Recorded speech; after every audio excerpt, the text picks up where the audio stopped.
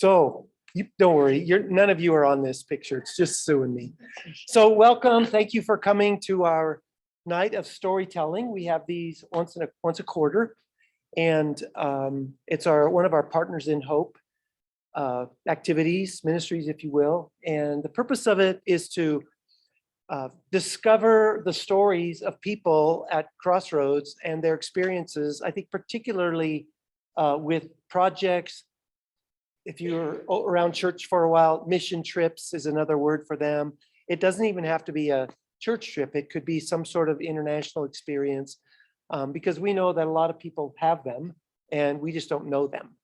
And so everybody's invited to come to every night of storytelling because it's different every time. There's different people there, different stories. So even if you've told your story and come to one, come again, because there'll be different people. So that's what Night of Storytelling are about. And you all know Wendy Howell and myself, Dennis. We're the co-directors of the Crossroads Partner, we call them Partners in Hope ministries. And Wendy will talk a little bit about some things that are very exciting things that are coming up at the end. But tonight, because Sue is a part of Crossroads, all of that, but and I'm going to have her introduce herself in a second, but we thought it would be fun to sort of feature Sue because of the Ukrainian war. And it's something that we carry in our hearts and in our minds every day, and we watch the news and our hearts break. And when you watch the news, everything that the news depends is government. And the government should, I don't know what the government should do, but they're doing, a lot of governments are involved. But there's things that we can do. And so Sue has been doing some things that we can do, and at least some of us could. And so we thought, well, let's take an extended time tonight to hear from Sue. I have some questions prepared, and I'm just going to go through some of them to kind of get the wheels rolling, and then we'll just open it up. And if you want to sort of interrupt along the way and ask a question, don't feel like this is like a presentation, and it's more like a conversation. And I've got a few questions, but if you jump in and have questions, wonderful. So let me just ask a couple of more introductory type questions, okay. Sue. You've been a part of Crossroads just before the Howells got here. Okay. Yeah, we came from Germany by way of New Hampshire and landed here. Yeah. New Hampshire. And I just started seeing like this Sue Westerh name pop up. Like Sue Westerh is helping with a project. Sue Westerh is going to the Ascent Church to help us with some fire recovery. Sue Westerh and her husband are giving to a number of things. And then I was gone, and I came back from our trip, and Jimmy mentioned, oh, Sue Westerh is going to Poland. I thought, what? And so you tell us tell us a little bit more about the mission in Poland. Okay. It's in the town of Lwerwiec Śląski, and it was originally founded by a missionary from Australia. He was teaching to military in Heidelberg, Germany, and he found his way over to Lwerwiec before the wall came down, and he visited there a lot, and came back, and that was in the 89 before the wall came down. And then in 91, he went back with his wife and his kids, and they took their van with pulling a caravan, and they found Lwerwiec Śląski, and they stayed in the campground. And while they were there, a lot of the kids in the area came to their caravan, just looking for, like, what are you all about? That area that they landed in is quite impoverished, and there's a lot of alcohol and drugs. And that was one of the things that Ken felt that drew him to the area because there were a lot of these kids that were coming to them were in a home that's like a kid's home. The kids in that home are actually next to the palace that he finally purchased. And so they started feeding the kids because they were curious about the Australians that were there that could speak a little bit. They learned a little bit of Polish from them, and they invited them in, and they got very close with them. So then others started coming to their caravan to get information about their mission. And he had decided that before they left the last time, they actually came there in 92 and brought a bus with them, a double-decker bus they were using for like missionary travel throughout the towns in the area. And they had a little cafe inside, and they showed films, Christian films. And but he kept passing by when he was going to the children's home. He kept passing by this palace. It was an empty, rundown palace with weeds growing up in the courtyard and all around the palace. And he said, "This is something that I need to feel like connected to these people that are in this town rather than just traveling around as a missionary." So that's how he got started. And how I got started with this mission was we were stationed in Garmisch, Germany, and our friends from the chapel, they were running what they called the Helping Hands room, and they were collecting clothes throughout Garmisch and the chapel.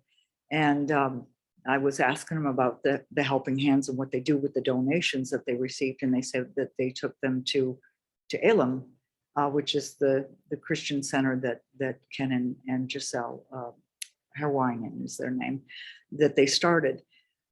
So they said, "Would you like to see what it's all about?" And I said, "Sure." That was in 2004. And so I went. Paul couldn't go because he was working, and I went with them. We had an old VW van, and the husband drove, and she and I sat in the back and talked while he drove to Lviv. And once we got there, driving through the front gate, it was like you can feel a spirit as you drive through the gate, and the people that greet you are just loving, caring people. And so they introduced me to Ken and Giselle. They introduced me to Robert and Annetta, who are still on staff there. Ken and Giselle are now they're now retired and living in Australia. And to the colonics, they actually are, there's Marion and Malgosia. They're the parents of Tomek and Gosha, and actually Tomek's parents. And when I first met Tomek and Gosha, they had just gotten married in 2004. And we started, once I told Paul about the mission, I said, I can see what they do with these donations, but I think it needs to be something that we bring others to the mission, because it wasn't secret, but it was not as military involved as it could have been. So we asked the chaplain if we could take military groups with us to the mission, so that they could do work projects. At the time that when I first went there in 2004, I stayed on the ground floor in a room that was not quite finished. In the halls, it was all stone still, like bricks. There was one light hanging from a wire, and being by myself in a room and having to go down the hall to the bathroom in the middle of the night. That was a scary thing. But since then, that what they've done with this palace through the work groups, it's amazing. So Yeah, we'll see some of the palace pictures. Mhm. We've got some slides and some little video we're going to show in a bit. yeah. Yep. I don't, yes. Let me see if I can get that off. Yeah, I don't even know if I can. So I'm going to walk over this if I can turn this off. Okay. What about, how did the mission get involved with Ukrainian refugees? Okay. Okay, and then if you all have a question, if I can get this. Okay. There are lots of churches in Ukraine that contact the mission through the government in Lvivik, Shlansky, and they asked if the mission could take on the refugees that were coming into Poland. And so where they were coming in, they would come in on trains to Warsaw, and then they would go from Warsaw over to Rostrov, which is about an hour and a half away from the mission. And the mission staff would go get them and bring them to the mission. But what they did was they have apartments for them, and they would stock the apartments with food, and all the beds were made up for them, and they were fully stocked with towels and everything that they absolutely needed in their room to get by, because these people came with nothing. So can you tell us about some of the and some of the challenges you're facing? okay, well, I met a lot of kids, and the kids were with moms. There's mainly in the mission are moms and kids. If you have 4 or more kids, the dad could come, but that was the only way that a dad could come. So in the mission, there were probably 4 dads and all women and children. So I got to know the kids first, because they were very, I don't know if they missed their grandma, but they would come up and give you a hug. One in particular, his name is Slavik. Every day, if I was sitting down anywhere, this little boy would come up and he would lay his head on my chest and just hold me. And Annetta, who is part of the mission staff, she said, I think he's missing his grandma, because he came with just his mom and his brother. The others that I met were a family of 6, and they had twin boys who were very guarded, and an older sister who was she would participate in the youth group that the mission runs. Probably, I would say it's 17 to 25 kids in this youth group, and they got involved in with the youth group, and we took them bowling, and I was invited to go to their youth group nights and just sit with them, and lots of fun. But in particular, I met a bride. She had her wedding all planned in the Ukraine. Her name is Marina. And I met her fiance over the telephone. She was talking with him one night when I went up to their apartment. And so I got to meet him. And he's there at the mission now, because they're getting married Saturday. He came in at 4 o'clock in the morning. And at 8 o'clock in the morning, I was just walking out of my apartment, and Marina and Sergey is his name. They were standing at my door, and she said, I wanted you to be the first person that he met. So I'm like, why? And she said, because we love you. And I went, why? Oh, I love you too, but why? They were just whatever, they tried to hold a sense of dignity for these Ukrainian refugees, So they would give them projects in the palace, just like we were given projects, like the main bathrooms. If there was a bathroom in a hall, that they would clean the bathrooms. And this other girl, Julia, and I would clean the rooms that were vacated by the Ukrainian refugees for another family that comes. So we stripped beds, we cleaned bathrooms, we cleaned kitchens, disinfected everything and got it ready for the next group.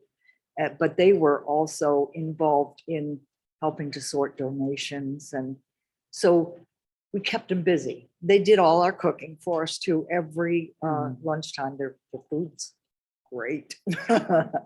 But they learned that I'm vegetarian. So they cooked vegetarian food for me. And I was like, no, you don't have to do that. I can eat a piece of And that bread. birthday cake was vegetarian. It was all broccoli and Yeah, you're right. It was like that high. we have a picture. I think there's a Yeah, picture of it. there is a Yeah, picture. we'll show it to you in a minute. Right. There's There's a question. oh, I'm sorry. First of all, when do people come to North Carolina? How long do they stay? And what languages? I know you speak fluent German. but Mhm. How do you communicate? Google Translate. Okay, let me re-ask the question so people can hear it. So how many refugees come at a time? How long do they stay? And how do they communicate? Okay. Like, what are the languages that are spoken? So usually on average, there's 70 refugees in the palace at one time. They come with like a mom with 1 or 2 kids, or like a family of 6 with the dad. There are some that have family in Germany, so they were allowed to transition out. But how long they stay? Right now, the longest groups been there about 5 weeks from the onset of the war. And they don't know where they're gonna go. You know, I was talking with one of them last night, and she was in tears. She said, I just want to go home. And there's nowhere for them to go. There's no jobs. There's nowhere for their kids to go to school. So, but we communicated through Google Translate. I would have my phone out with English to Ukrainian, and I would show it to them, and they would do the same back to me. Another question. Mhm.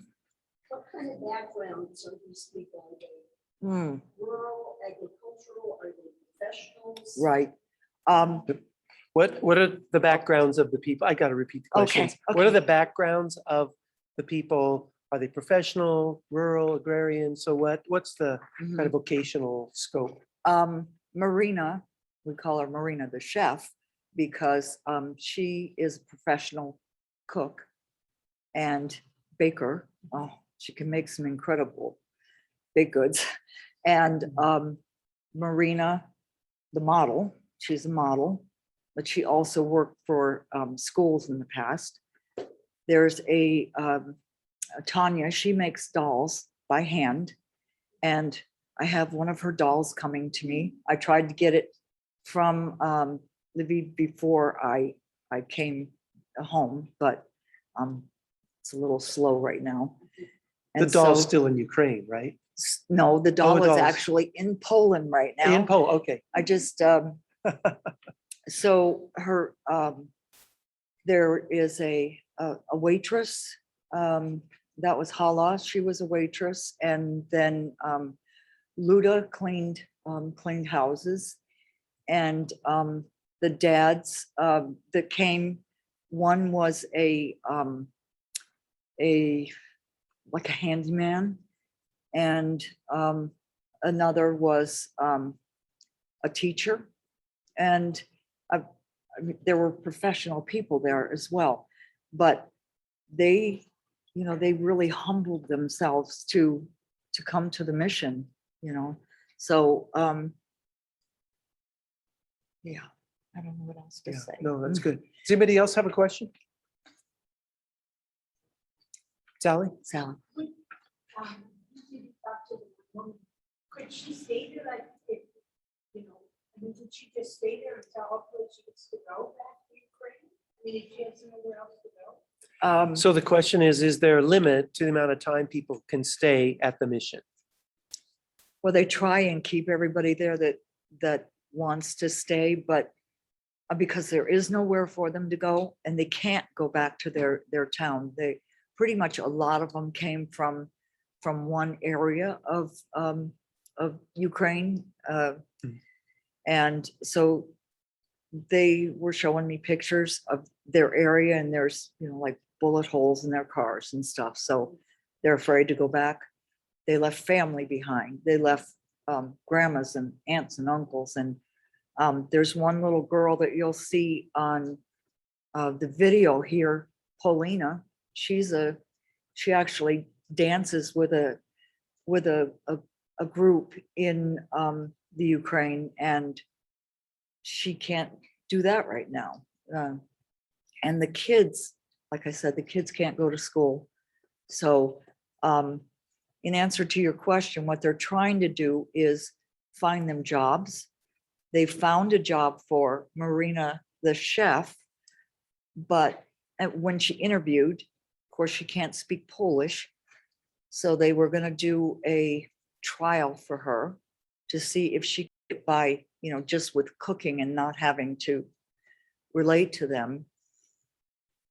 And then a restaurant was interested in her as well, but because she can't speak Polish, it's a big issue, and they didn't treat her very well. So she said that wasn't going to work for her. So she's right now cooking for the mission.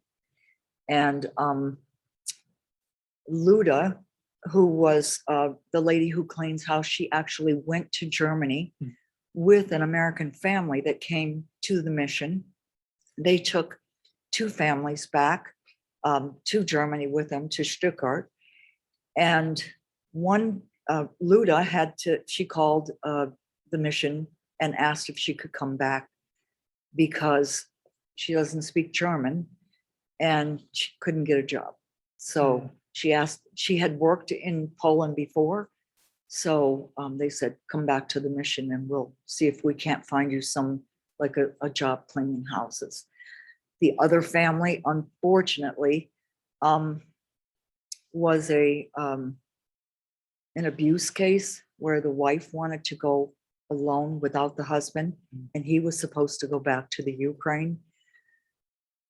But once she got to Stuttgart and was staying with this American family, she called her husband and told him where she was, and he went to Germany to get her. And they said that he wouldn't be allowed to come back to the mission because he was actually beating her at the mission. So we don't know what happened to them. Another family is going to Canada. They have family in Canada, so they're going to Canada, but they're going to try and allow these people to stay as long as they possibly can. But what's hard to understand is there's no more room at the inn, so they're building apartments while we're talking, actually. Well, probably not now, it's in the middle of the night. But there's parts of the palace that are not used. right. They're storage rooms, they're abandoned. So they're claiming them and trying to renovate them to make more places. And talk a little bit of, go ahead, Greg. Sue, how would you characterize the mental and emotional state of the people in which you live? Well, How would you characterize the mental and emotional state of the Ukrainians at the mission? surprisingly, they can still laugh, they can still smile. But when you look at them, when they think nobody's looking, there's a picture on this video you'll see of Katya. She's a mom of Maxim, and her husband is in the Ukraine fighting. And she's actually, you can see in her face that she's deep in thought. And I see that in the kids as well. You know, they talk amongst themselves, they eat together, you know, they're in the same apartment because these apartments are huge, some of them. So they come as groups, like this one particular group that was in a very large apartment. There was probably, oh my goodness, about 15 in the apartment, and that's with all the kids. So there were moms and their kids. Yes, ma'am. Did they get to speak to their fathers that are left behind, or their brothers, or whoever had to stay behind to fight? What kind of communication do the people at the palace have with their grandfathers, fathers, the men that have been left to fight? There's a couple that have hooked up with their husbands, like Marina the chef. I always say that Marina the Yeah, chef there's and two. Marina the model, because there's two of them. She has talked to her husband. The others have not. Hmm. And the reason why Marina the model was able to be on the telephone with her fiance is because he's working in Sweden. He's a construction worker and he works in Sweden. So he was able to avoid the conflict and come down to the mission. Good. Go ahead, Jerry. What kinds of things do the children do since they can't go to school?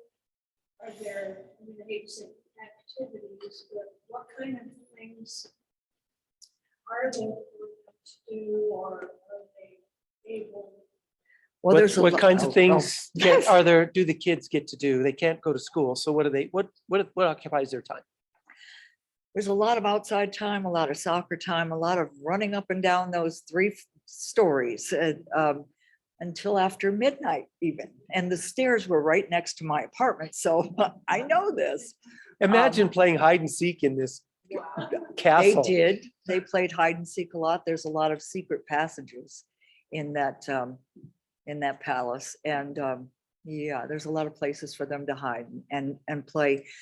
But they pretty much stayed outside most of the time, or they would sit in the hall. There's a lot of sitting rooms in the palace, in the corridors, and they would sit and just talk, unless I walked out the door, and then they were like, and it was so cool. I just loved hugging those kids. And the city did some things with the kids, didn't they? Yes, they Yeah. did. Actually, we took the kids on a, not just the Ukrainian kids, but the kids in town that go to the school. We took them on a nature walk one Saturday, and the town councilman, he actually led them in, what trees were what, and talked about the area. And it finished with a huge barbecue, and the fire department came, and they had exercises for everybody to do, and the kids even exercised, and the moms could do Zumba, and they played Ukrainian music, and they really got into the Ukrainian music. It was really cool to watch them dance. Good, How Nick. easy was it for these people to get out of Ukraine? Did they have to pay? Were they smuggled? I mean, I'm pretty ignorant about that. Was it hard, easy? There were How easy is it for people to come from Ukraine to Poland? Like, what's the process?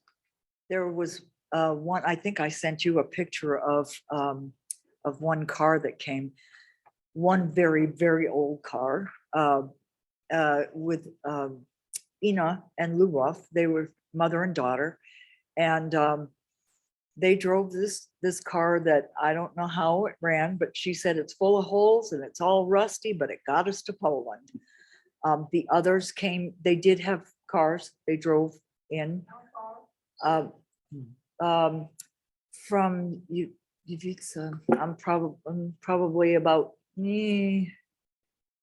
maybe 12 hours. 12-hour drive. Mhm. And then others came by train, very crowded trains. What happens at the border? Yeah, that's- Like, do they have papers? Do they have passports? They just wave them through? Poland said, open border, just come in. So boom. Yep. Yep. From the get-go, they said, open border, just come in. and we'll find places. The mission in town is not the only place that's Yeah. housing refugees. There's hotels and people's homes that Like, they're also. How in. many refugees are in Poland? 2.5 million. 2.5 million. Yeah, I think they have the onslaught of all the ones that have, the 5 million that have come in. And the population of Poland is 50 million? I think it's Ukraine's 40. 44. Yeah, I think it's 40, Okay, but Yeah, I'd have so, to check wow. that out. think about it. Yeah. And And what the mission does also is they process them in. The mission actually became the processing in and out for the refugees in town. The mayor had hooked up with Tomek, the pastor, and he made it possible for that to be the processing place where they enter and then they get sent around town. And so they're very busy people. are there families that take in refugees, or are they all Mhm, kind of yes. grouped in these places? There are families that can take them in. However, as I said, this is an impoverished area. Mm. So there's, the mission doesn't only help the refugees, they help the poor people in town. And a lot of the donations that come in are actually given to them after they're stored and put in they actually come and shop in a store like a storefront. And it's quite large, the store, but it's all the donations that have come to the mission and are sorted, taken there in bags, and then hung for them to go through like they're shopping. Yes, sir. You asked the question, the population of Poland is 37.95 million. Okay, See, I so was population close. of Poland is 38 million. I was close. That's awesome. Yeah. Mhm. So when you say that they get processed, what kind of documentation? Is it just so that we can find people? I don't. They have to go. What's the documentation? Okay, they have to go to the town and process through, they get this, it's a word that starts with P, I can't remember it, it's in Polish. But they get an identification card so that that they're known to be, that they're registered in the town. Okay. With Go all ahead. this influx of people, is there food shortages in general, not just at the mission, but for the people that live there? So what's the impact on the food supply in Poland with all this influx of people They're or in actu- that community? Right, they're actually getting, I mean, the stores are full. Whenever you go to the grocery stores, the shelves are stocked. The mission itself, with, like donations from outside, they go and buy in bulk. And so there is a storeroom in the mission itself, where they can feed everybody. I mean, potatoes like you've never seen before in the cellar. I've never seen that many potatoes, but the people downtown they're very poor. And so there's a lot of begging. We came out of the grocery store one evening, Emily, one of the missionaries, and we came out of the grocery store, and there was a woman who came up to me. Emily speaks what you would call like a pidgin Polish, and I don't speak but dzień dobry. And she was asking for something, and Emily said, "Hold my bag, I'll be right back. This woman needs bread." And so she went in to buy her some bread and came, and she asked her if she needed anything else, and she said, "No, just bread." And so, but there's a lot of that going on in that area, and there's a lot still of drugs and alcohol. So there's a lot of crime, and yes, sir. Go ahead, Dave.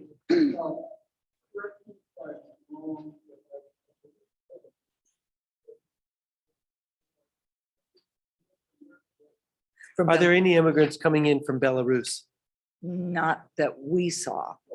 Right. Yeah, we only saw the Ukrainians. Good question. Sally? Question is, World Kitchen doing anything in that area? I think what they're going into Warsaw, and it's getting distributed out to the various areas. But the mission itself is not getting that food. It's mainly staying in Warsaw area that I know of. So who pays for all the food that it takes to feed these 70 people? Is it just people from the mission? I know we sent some money. Do they get any government help to pay for the food because they've been asked to take care of refugees? How's that all work? Or do you know? No, they don't get any government help. They are run, this mission is run totally on donations, what they can Okay. get from donations in clothing, in food, in a lot of help comes from the military, the American military in Mhm. Germany. And that's how we got involved with the mission, is bringing military groups there, and we would bring buses with food and clothes and whatever they needed. The company that I work for was a credit union. We upgraded our computer system. And so I asked the CEO if we could scrub the computers and take them to Poland. And he said, sure, I don't care, as long as they're scrubbed. So one trip was to bring all the computers from our credit union in Germany over to Poland. And they said they just got rid of them. And that was in mid 2000s. They just got rid of them. Yeah. Why don't we watch the video? Because I know you're going to narrate it a little bit. A little bit. There's a Okay. on my screen. Is that can Oh, this is being recorded. oh, Yeah. okay. It just Got wants it. you to Okay. know Oh. that Yay. you're being Yeah, I recorded. didn't want to see my face. Yeah. So I think what I'm going to do is start go back to the video here. But in order for people to see it, I'm gonna put this on if you want to move over a little bit, I'm gonna put this on the TV behind. Yay. Glad you can't say something. Okay, I think that'll work. And if you want me to stop at any time, just go stop. I want to talk about Can I? this. Yep, you sure can. You know what? I think your audio is being recorded on mine. I think you need to sit right here. Sorry. You have to sit over here. And Wendy, you can, Good. are you fine there? Okay. All right. So I think that's good. Okay. Well, this is the entrance. As you come off the street, you're going to make a right into this entrance. And I think I recorded on Orange Dots of Hope the inside of the castle. Did I not? I think I did. If not, I can go back and look. But this is going into the, these are the cooks that we have Hala and Marina, the model, and Luda. This is one day's cooks. That's my surprise birthday party, which I tried to keep I didn't want anybody to know my birthday, but the mission staff knew, so they told the refugees. And so I had like, yeah, look at that cake. It was that high and it was so good. And this is on the second floor. There's Robert, one of the missionaries.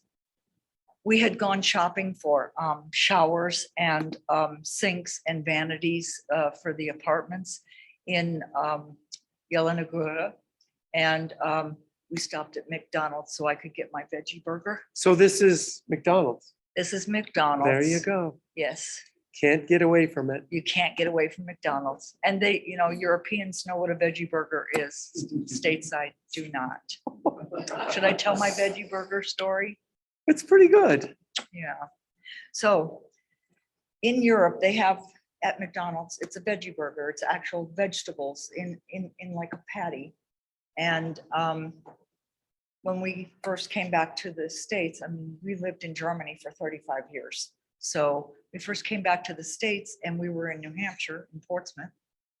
Paul and I went to McDonald's and I said, I'd really like to have a veggie burger. And he said, okay. So he goes into McDonald's and he comes out, he's like, oh, here's your veggie burger. And I opened it up and I said, what is this? He goes, this is your veggie burger. It had lettuce, tomato, and onion on it. And I said, where's the burger? And he said, when they asked what I wanted on it, I said, okay, lettuce, tomato, onion on the burger. That's not what we got. That's funny. That's funny. So I Good got my story. veggie burger. And this is us making up bunk beds in one apartment. We had just cleaned the apartment, done the toilets, the kitchen, and you have to strip down. This is Annetta. She's on the phone organizing something else while she's making a bed.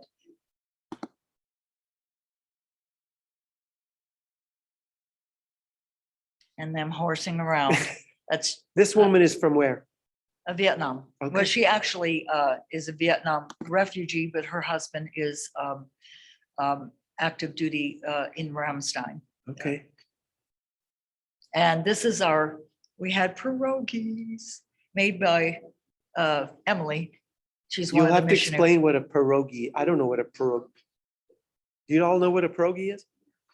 They're like, yeah, Okay. right, yeah. And she made special cheese and tomato, potato pierogies for me. And this is Julia and Tanya and Kola and Hala. Polish people. No, they are Okay. Ukrainian. This is Yeva. She has epilepsy, Hmm. and she had several seizures. The last couple of weeks I was there, and so they had to change. I heard from Annetta that she actually they had to change her medication. And this is Paulina. She's the dancer. You see how long her hair is. This group that she's in, they don't allow you to cut your hair. So her hair is literally down to the back of her knees. You can see it sticking out there on Yeah. the side. So what do they do about medication? Like, these people that kind of like you're trying out the little girl. Mhm. They actually, the staff, Annetta is great. She's been with the mission since the early 2000s. And she takes them to the doctor. She takes them down to get their ID cards, whatever needs them. She's all over the place. They've gone to her husband, Robert. He's taken them to Warsaw if they've needed to go, or Rostov. So, I don't know how they manage their day. I really don't. They've got so much to do. This is out back of the mission. And that's after church, Marina's, the model, said, can we get a picture together? And there's the three amigos. They're Ukrainian. And one of these is getting married. The one in The the middle one in the middle. Yeah, is she's getting married on Saturday. Saturday. And I get to watch. They're gonna WhatsApp me in. So what's their future? Like, what's going to happen to these people? Marina is most likely going to Sweden with Sergey. Because their husband works there. He has a job there. He's And what in about the other construction. two?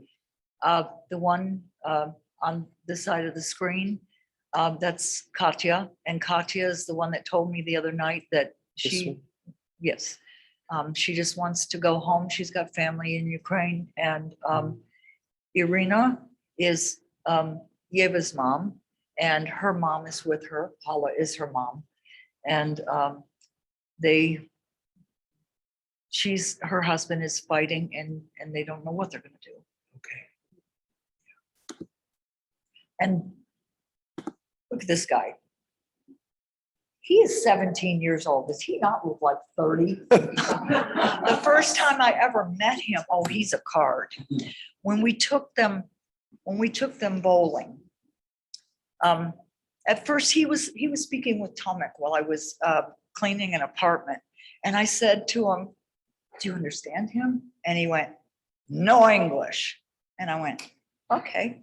So then Tomek would start talking with him, and he was talking back, and I said, Tomek, language? He said, and Alan is his name. He said, Polski.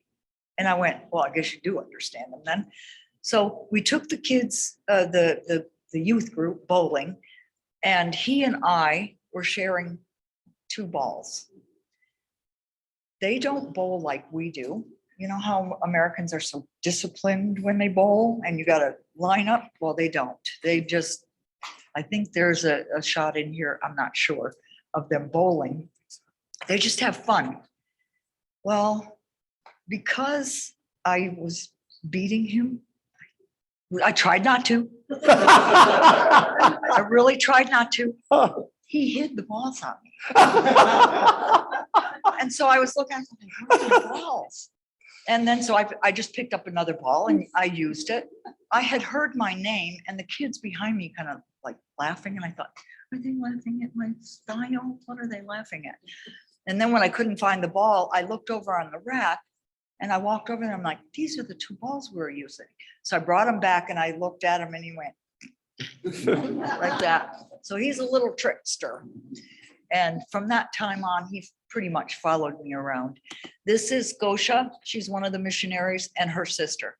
They both visit us in the United States. And this is Gosha and Tomek and Emma and Nathan. And he's the sort of the, He's the pastor of the church and really the overall manager of the mission. Mhm. So he, He has a lot on his plate. This is the washing and drying room. So there's 3 washing machines and 1 dryer for all these apartments. And you see the walls, that's what it looked like when I first started visiting. This is a storeroom that's outside the kitchen that was, it was just a wreck. You really couldn't find anything. There was food on the shelves, but it wasn't organized. So the girls from this group that came in from Stuttgart, Germany, these girls took everything out and they organized this entire area in this room. It's not that big. It probably looks bigger than it is. leave it And to the Germans to organize things, huh? they're actually Americans. Oh, they're Americans. Yeah, they're from the base. Yeah. Okay. And that's them breaking down the boxes as part of the courtyard. And that's on the 2nd floor balcony. It's just a facility. And this is them praying before lunch. They're just getting, not everybody's there in this picture So they would cook and serve one meal to everybody. at 2 o'clock. And this is Emily's birthday. They had like sparklers coming off that cake and they all sang to her. And this is one of the Stuttgart ladies. This room that she's in is a transfer room. We had to empty out a storeroom. I started with Julia and Julia got pulled away by one of the refugees. She was amazing with the Google Translate. And so she would go around and talk with people. And I thought, I'm gonna let her do that because I can do this. So for 3 days, I emptied this storeroom. On the 3rd day, Emily got actually sent up. This is the room. It had a bunch of cabinets in it filled with towels and linens and stuff, ceiling to floor and all the way to the door. So it had to be taken out and moved to the end of this hall, and that's where that other room was that you saw. But as I emptied a shrunk, they would come in and dismantle the shrunk and take it down to the other room, and then I'd have to stock it back up. This is the room that it went to, and this was after we finished. That room is empty and ready for a new apartment. And so they'll put bunks in this room, did you say? Bunk, yeah, because it's not not big quite- enough for a bathroom and a kitchen. It's gonna be a bunk room. So what they'll have to do is go out of this room, down that corridor, outside, over that balcony that you saw, and into the main part of the castle to go to the communal bathroom on that floor. So which is- imagine trading your home that you're living in now for a bunk in this room. and you got a suitcase. Hmm. And your money's useless in this country. Yeah, they I didn't, just can't imagine it. their money was useless. They couldn't trade it. And this is the Stuke, our ladies with Emily in the back. We're loving these people. Mhm. Look at this. Yes, military wives. Mhm. Yep. And that's them finishing lunch. Emily and I went on a walk after the workday. I had to decompress a little bit. So after the workday was done, I would go for a walk. And this is one where she said, "Do you want to go for one of your walks?" And I'm like, uh-huh. Yeah, this is one of the secret passages. Oh, that looks like fun. Oh, yeah. How old is this castle? It was built in 1550. Mhm. And there is the bride and groom, Sergey and Marina and Sergey. And he's like that all the time, always laughing. And this is our nature walk with the Polish and the Ukrainian kids. And there were lots of them. You know, was there resentment that he happened to the street? so the question is about Sergey, who's working in Sweden. Is there any resentment that he's not, I mean, he's military age and he happens to not be in the country, so he doesn't have to fight or volunteer. Was there any sentiment or resentment about that? I didn't get that feeling from anyone, from even the women who had husbands fighting. He actually came down from Sweden through Lithuania and stayed on the outskirts so he wouldn't be pulled into the fighting or get killed. So I don't know what that backstory is, but I do know that that's where his job sent him, and that's where he lives, in Sweden. Emma, Emma is Gosha's daughter, and Natan is her, see his shirt, US Army. And this is what I was talking about. See the look on her face. You know, that's when she realizes, you know, nobody's looking at her, or so she thinks. And this is Gosha and Tomek's nephew, Kashan. There's Tanya, the doll maker. hmm, And this is Pavel. This is when they were doing the exercises. And here's where they put on the Ukrainian music. And you see Tanya and Katya having a ball. When they put that music on, you could see their faces just light up. It was so cool. And there's Kashan. All the kids got their face painted like this. And this is the barbecue. That's Gosha and Renetta. And these guys are all French, except for Tomek, who's taken a picture. Hmm. And that was the night of my surprise. They were trying to keep me away from upstairs. So they said we joined the French. They donated a lot of clothes and items, beddings, mattresses, beds, you name it. And they said, you know, they wanted us to join them for a barbecue downstairs. And so when I went up to the apartment, when they said, "We'd like to have you for coffee at this time." And I said, "Oh, okay, I can, you know, come up." And Annetta came and she said, "We should go upstairs. We should go upstairs and have coffee with the ladies." And I said, "Okay." And when I hugged them, they went, "You smell like smoke." And this is Maria and Vadim, isn't it adorable? And when you talk to this baby, he just like a normal baby, mouthing. And Paul said, "Can you imagine? He doesn't even know what's going on, you know?" Look at that face. And this is that storeroom, completely finished.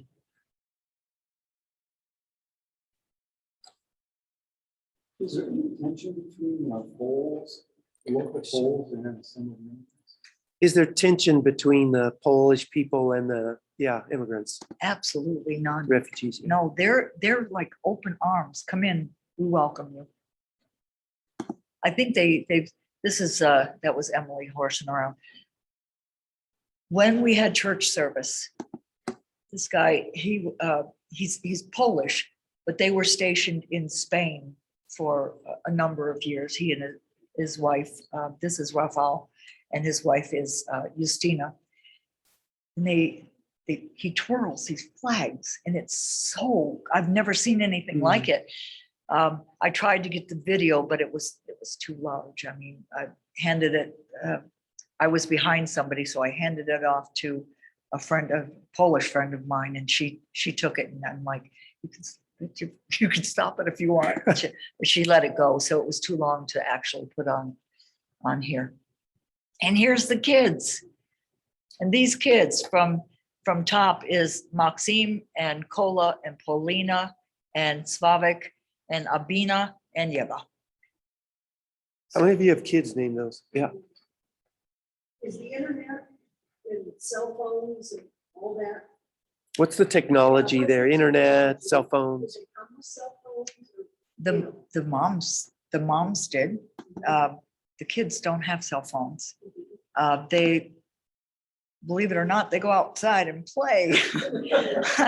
But the internet there is very spotty in the castle because everybody's using the same internet. So Yeah. you were lucky if you got some internet, but yeah, You they could recharge all the phones and um, all that good stuff. when I first got there, when I first got there, Marina, the model, asked if I had a charger, and I said I could share mine with you. So I would take it down there, and she would use it and give it back. And then I told Tomek that we need to get it. Where can I get her a charger? And he said, I think we can find one. So the next morning she had one, because I went to take mine to her, and she went, "Oh, I have one." And I went, "Oh, cool." So this is the mission staff, Robert, Aneta, Litka. Litka is, she's been their cook since their early, late 90s, actually. She has Lyme disease, so she's not cooking so much anymore. And there's Tomek's dad, Marian, and Nalgosha, and Emily, and Gosha, and Tomek. That's who runs this entire place. That's all there is left. And this is the donations that come in on a one-time basis, Yeah, like every day almost. almost every day. And they have to be sorted, and they have to be a place found for them. And they're all clean. I mean, what comes in bags, they're all clean. These are the Ukrainian ladies that are helping to sort and put them away. You'll see, this is Julia's husband. Julia's son came for the weekend. And that's what the room looked like after we were finished. But this is on a daily basis. So they get these kinds. There's a conference room down by the kitchen that is about this big. And we asked, what are we doing today? Nalgosha would say, come with me. So Julia and I sorted this one room and put everything away, and then put them in her car and did trips downtown to the store. Before this was the Exodus to this area, what was it like a church and just, what exactly is that? The palace? Well, actually, for those that want to know, I brought some books that gives the backstory on the palace. It was actually an old palace that was owned by, it starts with a T. I can't, built in the 1550s. They were a Christian family. Above the door, the scroll is Numbers 6:24 through 26. And so when they translated that from, and it's in German, not in Polish. And when Giselle got there with Ken, and she was able to translate that above the door. She got really excited and was excited for the prospect of them purchasing this palace that was, it was abandoned. Mhm, it was abandoned. And so there were weeds and everything growing up. In the book, it shows pictures of what the palace looked like before they got started. And you can see what some of the things look like now. So what can we do? What can we do? Oh, lots of prayers. Prayers for the Ukrainians that are displaced, and prayers that this war ends. And donations, I think I provided the Yeah, website for. if you want to give directly, you can go to their website and give directly. If you want to give through Crossroads, you'll get you probably get a tax deduction if you send it that way too. You can give it to our disaster fund, and we're going to distribute it between, we have two partners that we're helping. One is in Romania, Marian, and then this mission here. So those are the two. I think I mentioned this on Sunday. And there's more has been given since, but of the initial kind of $13,000, we sent 2 with Sue, and we sent, let's see, 8 to Marian. That it's all going to Ukrainian people. And I also, I got called from other people in Crossroads to, one man in particular wanted me to take money with me, and I said, they can't really use dollars. So he gave me a check, and I put it into my account, and I transferred it over, and I made sure that, they got his address and everything. So he got his thank you.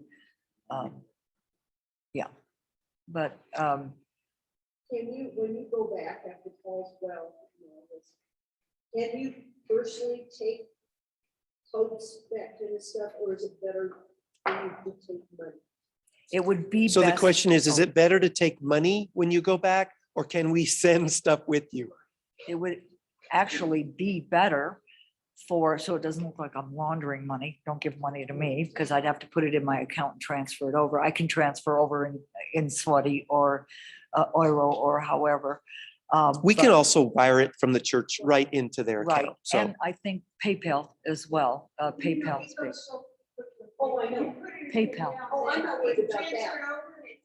Absolutely.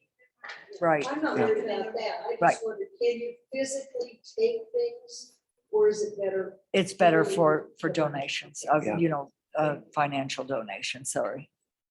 I've just heard many stories of people who would like to take things, but then it almost gets in the black market. And just Yeah. items don't get into it. Yeah. Right, So yeah. there is this. What I did when I left there was I left all my clothes in my suitcase in case somebody needed it. I just said, I don't need these things, So I just left them there and just came back with my backpack. if people wanted to go with you for a week or 2, could they? They could. Whoever would want to go, though, would have to understand that it's not a pleasure trip by any means. It would be a work trip. Yeah, And, you're doing what she was doing. yeah, there's lots of sorting, lots of cleaning, lots of hammering and whatever they need. Yeah. They're work groups. Last call for questions. Anybody have any other questions? Okay, I'm going to pray, and then Wendy's got a couple of things she wants to say. So let's pray.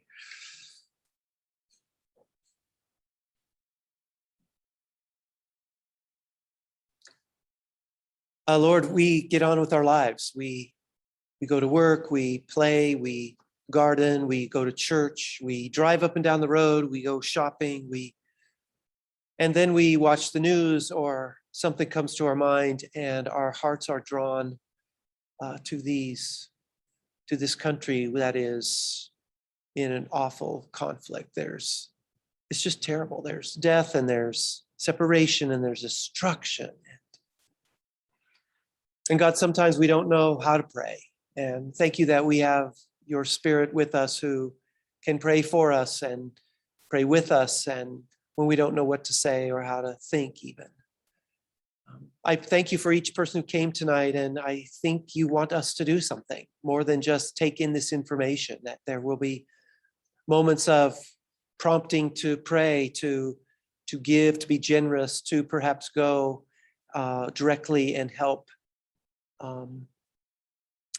We pray for Sue. Thank you for her desire to serve, for this relationship that she's had for years, and now this, for such a time as this. We pray for Paul and his recovery, that his knee would heal. Sue wants to go back and needs to go back, and so we pray for your healing of Paul, that his knee would be strong, and just make a way for Sue to get back to this spot where she loves.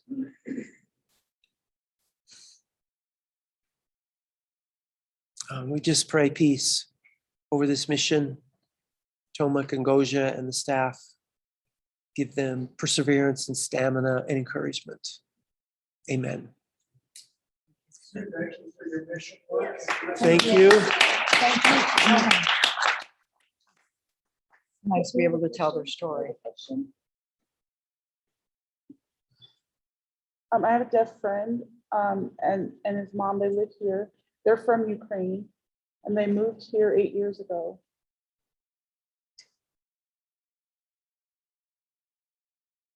They still have family over in Ukraine. And, his sister is over in Ukraine, and they have kids, and they're in Germany. They're safe. Oh, their dad lives in Kiev. And I asked them, is your family safe? Is there anything we can do? And they said, oh, they're safe. And so we can just continue praying that my friend's family stays safe.